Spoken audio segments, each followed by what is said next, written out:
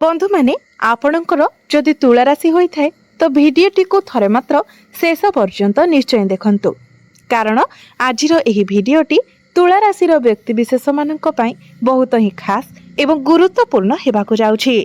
आजिर एही भिडियो रे आमे माने जानिबा जे तुला राशिर व्यक्तिविशेष मानक पई आसीबाकु जाउथिबा नुआ वर्ष 2026 मसीहाटी किपरि रहिबो, ग्रह मानकर गोचर आपणको केउ प्रकारर फल प्रदान करिबो।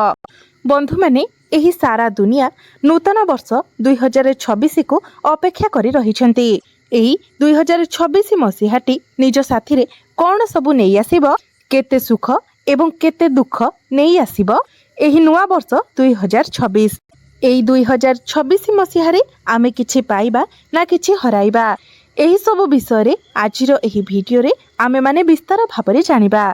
तेबे सेथि पई आपण माने भिडियोटी को स्किप न करी शेष पर्यंत निश्चय देखंतु एवं आपणकर जदि तुला राशि होइथाय तो भिडियोटी को लाइक करी चैनल टी को सब्सक्राइब करी दियंतु। कमेंट बॉक्स रे भक्ति एवं श्रद्धार सहित जय श्री जगन्नाथ जय मां लक्ष्मी निश्चय लिखंतु। तो बंधु माने आसंतु आरंभ करिबा आजिरो एही कार्यक्रम को जहां आपणकर जन्म राशि तथा चंद्र राशि उपरे आधारित अटे। तो बंधु माने सर्वप्रथम आसंतु जानिबा तुला राशिर व्यक्तिविशेष मानकर व्यक्तित्व विषय रे। बंधु माने तुला राशिर व्यक्तिविशेष माने निजर बाक शक्ति द्वारा अन्य मानको प्रभावित करिथांती। आपणकर व्यवहार द्वारा अन्य माने आपणको आडको आकर्षित होइथांती। तुला राशिर व्यक्तिविशेष माने अत्यंत स्वाभिमानी एवं बहुत चालाक मध्य होइथांती। आपण प्रत्येक कार्य करिबा पूर्वरु बहुत भाबी चिंती परीक्षा निरीक्षा करी तापरे सही कार्य को करिथांती, जहाकि आपणकर राशि पई एक प्लस पॉइंट अटे। तुला राशिर व्यक्तिविशेष माने अन्य मानकर दुख कष्ट केबे भी देखि पारंती नाही। से माने सर्वदा निजर काम को गुरुत्व देइथांती।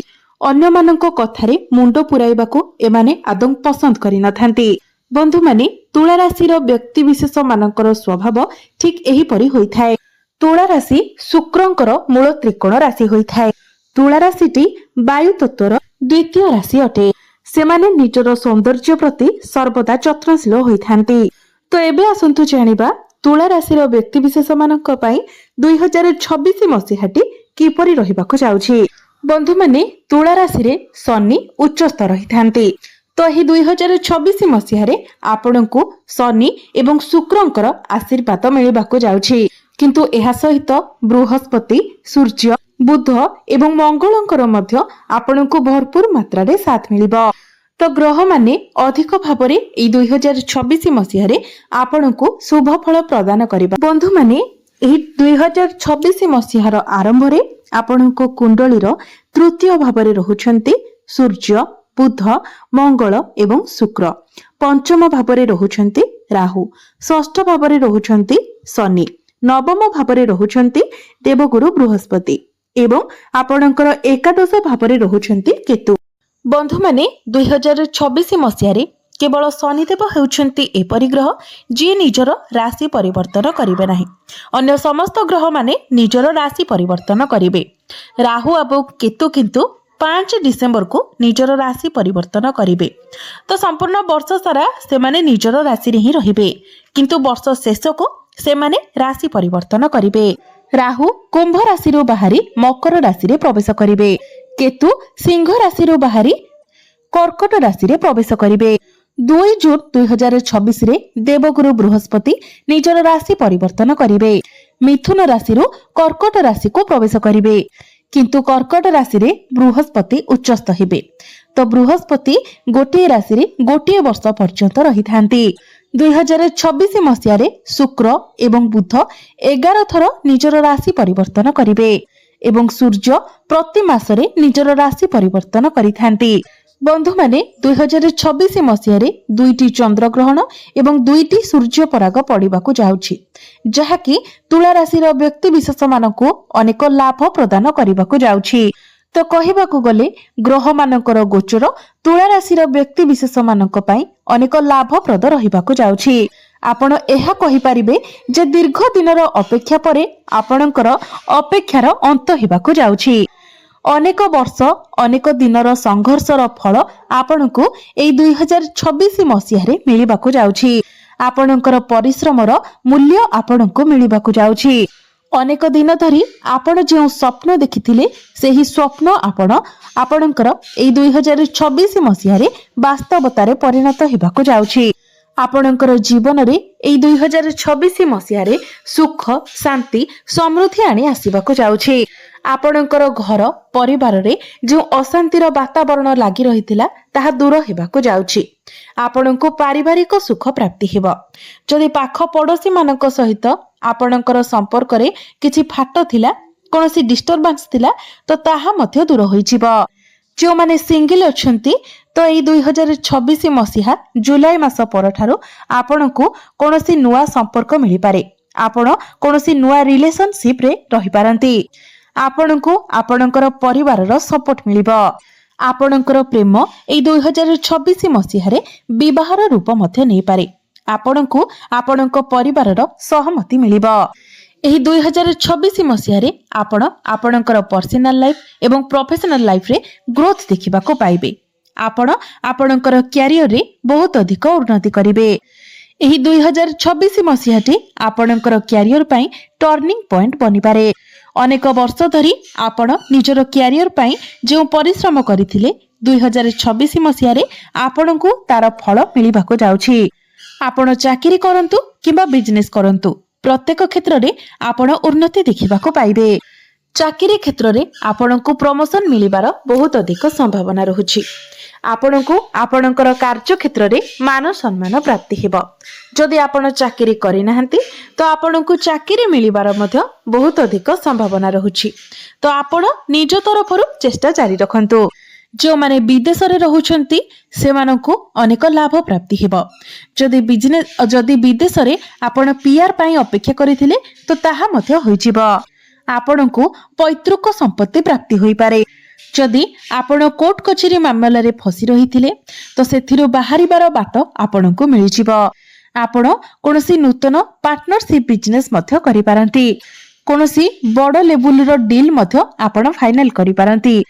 तुला राशि जो माने विद्यार्थी अछंती ए 2026 मसिहाटी आपणक पई किछि नुवा शिखिबार वर्ष अटे। एहा सहित आपण आगको मध्य बढ़िबाको चेष्टा करिवे। जो माने कॉम्पिटिटिव एग्जाम पई प्रस्तुति हेउछंती सेमानक पई 2026 मसिहाटी बहुत भलो रहिबो। तेनु आपण जते पारुछंती एग्जाम देबा पई चेष्टा करंतु।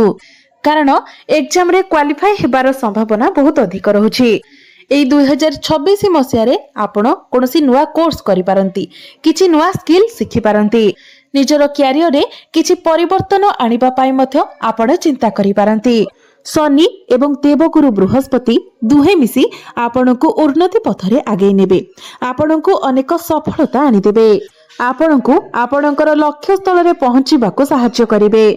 जदि स्वास्थ्य कथा कहिबा तो आपण पूर्व अपेक्षा निजको बहुत अधिक एनर्जेटिक माने करिवे। पूर्वरु आपणकर स्वास्थ्य रे जहा सब समस्या रहितिला सेथिरे आपण सुधार देखिबाको पाइबे। आपण निजको स्वास्थ्यवान अनुभव करिवे।